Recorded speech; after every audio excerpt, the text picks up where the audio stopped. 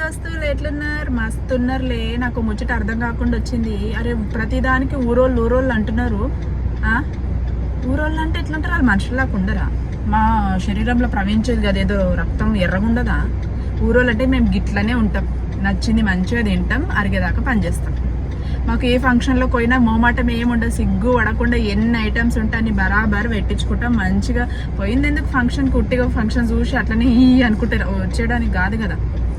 మంచిగా పుష్టిగా తింటాం, మంచిగా ముచ్చట్లు ఆడతాం, వస్తాం. మేము ఆల్రెడీ ఇంటికాడనే కడుపు నిండా తిని అని ఏదో ఒక ఐటెం పెట్టించుకొని ఇట్లని ఆ ఫంక్షన్ నుంచి బయటికి రాగానే మళ్ళీ ఏదో జ్యూస్ అట్లా పట్టించటం కాదు. పోయిన దగ్గర మంచిగా నిండుగా తినొస్తాం. మాకు అసలు ఫస్ట్ ఆఫ్ ఆల్ ఏం సిగ్గే పడం మేము. అదేదో ఊరు భాష అంట. ఊర్లో ఎట్లుంటుంది భాష? మా భాష గిట్నే ఉంటుంది. మేము ఏడిపోయినా గిట్టనే ఉంటుంది మా భాష. ఏ పుట్టుకతో వచ్చింది, మనం కట్టగాలేదాకా పోతుందా ఏంది? ప్రతిదానికి ఊరోళ్ళు అంటారు. అంటానంతి ఊరోళ్ళని నేను చెప్పుకోవడానికి కూడా నేను గర్వంగా ఫీల్ అవుతున్నాను. అవును, నేను ఊరిదాన్ని, ఊర్లోనే పుట్టిన, ఊర్లోనే పెరిగిన, అత్తగారిళ్ళు కూడా ఊర్లోనే ఉన్నది, ఊర్లోనే ఉంటా. ఈ మధ్య గది కూడా ఒకటి అడుగుతున్నారు, అరే నువ్వు ఇంక ఊర్లోనే ఉంటున్నావా అని. అవును, ఊర్లోనే ఉంటున్నా. అరే నిజంగా ఊరోళ్ళమని చెప్పుకోనికి నామోషి ఏంది మనకి?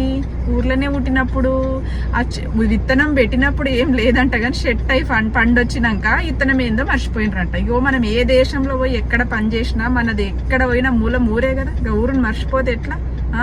ఈ 5 ఏళ్ళు నోట్లకి ఎట్లా పోతున్నాయి? ఇక ఊర్లో గట్లా కష్టపడి గట్లా మన బియ్యం వస్తేనే కదా మనం ఇంత కడుపు నిండా దీనికి ఇట్లా ఉంటున్నాం. అందుకే చెప్తున్నా, అవును నేను ఊరిదాన్నే, ఎర్రబస్దాన్నే, పల్లెటూరు దాన్నే. మేము గిట్లనే ఉంటాం, గిట్లనే మాట్లాడతాం, మా భాష గిట్లనే ఉంటుంది. మీకు కూడా ఇట్లాంటి అన్ని అనుభవాలు ఎదురైతూ ఉంటాయి కదా. Please comment and like, share and subscribe. Thanks for watching my channel. ఉంటామని నమస్తే.